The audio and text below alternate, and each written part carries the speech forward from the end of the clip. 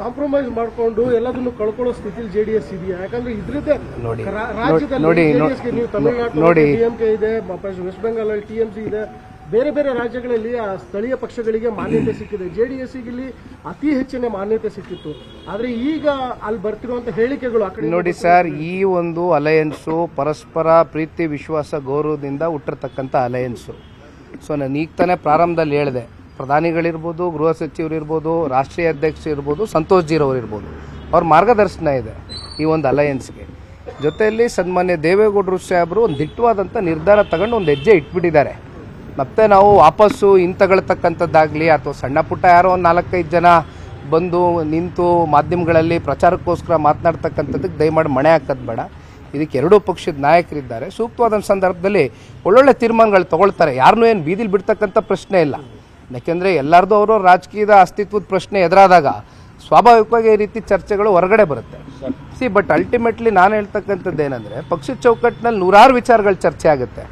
ಈಗ ನಾನು ಒಂದು ಉದಾಹರಣೆ ಕೊಡ್ತೀನಿ. ನಮ್ಮ ಪಕ್ಷದ ಚೌಕಟ್ಟಿನಲ್ಲಿ ನಮ್ಮ ಕಾರ್ಯಕರ್ತರು ಮುಖಂಡರು ನನಗೆ ಎಷ್ಟೋ ಸಲ ತೋರಿಸಿದ್ದಾರೆ, ಇದೇನು ಸರ್ ಇದು ಸ್ವತಂತ್ರವಾಗಿ ಸರ್ಕಾರ ರಚನೆ ಮಾಡ್ತೀವಿ, 120, 130 ಅಂತ ಇದ್ದಾರಲ್ಲ, ನಾವು NDA ಇದ್ದೀವಲ್ಲ ಅಂತ ಕೇಳ್ತಾರೆ.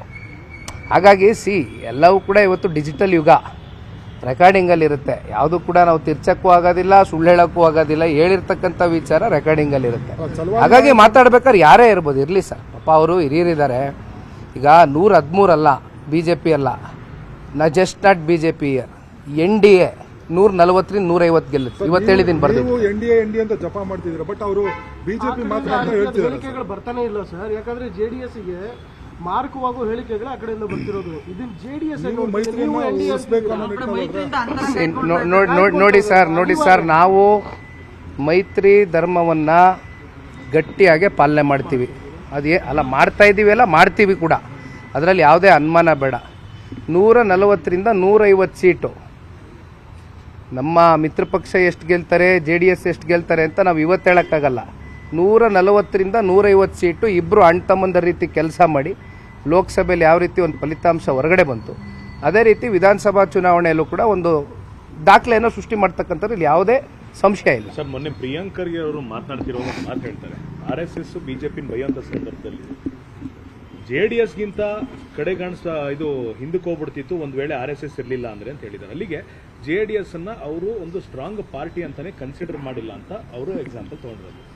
ಸರ್, ನಾನು ಹಲವಾರು ಬಾರಿ ಹೇಳಿದ್ದೀನಿ, ಒಂದು ಪ್ರಾದೇಶಿಕ 25 ವರ್ಷ ಕರ್ನಾಟಕ ರಾಜ್ಯದಲ್ಲಿ 50ಕ್ಕೂ ಹೆಚ್ಚು ಜನ ಈ ಪಕ್ಷವನ್ನು ಒಂದು ರಾಜಕೀಯ ವೇದಿಕೆಯಾಗಿ ಉಪಯೋಗಿಸ್ಕೊಂಡು ಅವರ ಒಂದು ವೈಯಕ್ತಿಕ ಕಾರಣಕ್ಕೋಸ್ಕರ, ರಾಜಕೀಯದ ಲಾಭಕ್ಕೋಸ್ಕರ ಈ ಪಕ್ಷ ಬಿಟ್ಟು ಹೋದಂಥ ಸಂದರ್ಭದಲ್ಲೂ ಕೂಡ 50ಕ್ಕೂ ಹೆಚ್ಚು ನಂಬರು.